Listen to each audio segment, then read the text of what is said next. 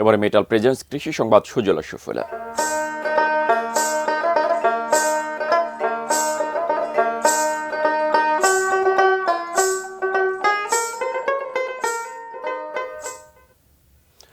চলতি রবি মৌসুমে রাজশাহীর বিভিন্ন উপজেলার তানোরিয়া আলুর ব্যাপক চাষ করেছেন কৃষকরা। এবারও বেঙ্গল মিশ্র সার ব্যবহার করে সুফল পেয়েছেন তারা। বাড়ন্ত গাছ দেখে বাম্পার ফলনের স্বপ্ন দেখছেন কৃষকরা।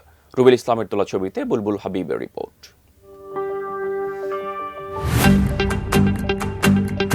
দিগন্ত বিস্তৃত মাঠে চোখ জুড়ানো সবুজ, লকলকে আলুর সবুজ ডগা শীতের মিঠে রোদে হাসছেন আব্দুর রাজ্জাক। তিনি এই মাঠের সুখী কৃষক। রাজশাহীর পবা উপজেলার আব্দুর রাজ্জাক বিগত 30 বছর ধরে আলু চাষ করে আসছেন।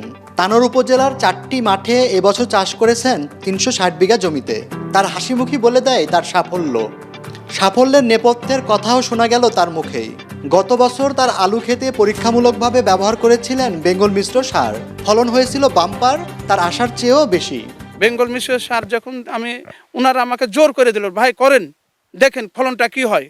তা আমি চিন্তা করলাম যে কি মানুষ যখন দিচ্ছে করি, তো দেখলাম যে কি বাম্পার ফলন হয়েছে, তো ওই সাহসে আমি সাহস করেছি। গত বছর ফলন বেশি হয় এবছর 60 বিঘা জমিতে বেঙ্গল মিশ্র সার প্রয়োগ করেছেন আব্দুর রাজ্জাক। অভিজ্ঞ এই কৃষক জানালেন, অন্য সারের তুলনায় বেঙ্গল মিশ্র সার ব্যবহারে গাছ হয়ে ওঠে অনেক বেশি স্বাস্থ্যবান ও পরিপুষ্ট।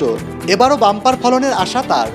গাছ যে পরিমাণ আমার সুন্দর আছে বেঙ্গল মিশ্র সার দিয়ে, আশা আছে ইনশাল্লাহ আমার এবার ফলন অন্যান্য সার যেখানে করেছি পার্শ্ববর্তীতে আরও আলু করেছি অন্য সার দিয়ে, বেঙ্গল মিশ্র সার দিয়ে আমি আশা রাখছি যে কি আল্লাহ দিলে পরে ফলনটা আমার বাম্পার ফলন।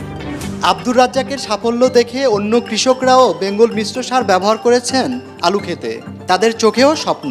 এখন পর্যন্ত গাছের যে ফিগার বা গাছের যে অবস্থা তাদের সন্তোষজনক। খুব অন্য কোনো সার মারলে 14 বার মারতে, স্যার এটা মিশাই একবারই হয়েছে। কৃষকরা বলেন 1-এর ভিতর 4 বেঙ্গল মিশ্র সার। কৃষিবিদদের ব্যাখ্যা, বেঙ্গল মিশ্র সারে পাওয়া যায় নাইট্রোজেন, ফসফরাস, পটাশিয়াম ও সালফার। একটি বস্তাতেই একসাথে 4টি উপাদানের মিশ্রণ পাওয়া যায় বলে জমিতে ছিটানো যায় সহজে, কমে আসে খরচ। মাঠে আলুর অবস্থা খুবই ভালো আছে এবং আমরা আশা করি আমাদের যে লক্ষ্যমাত্রা সেই লক্ষ্যমাত্রা আমরা অর্জন করতে পারব। রাজশাহীতে এবছর 38,500 হেক্টর জমিতে আলু চাষ হয়েছে।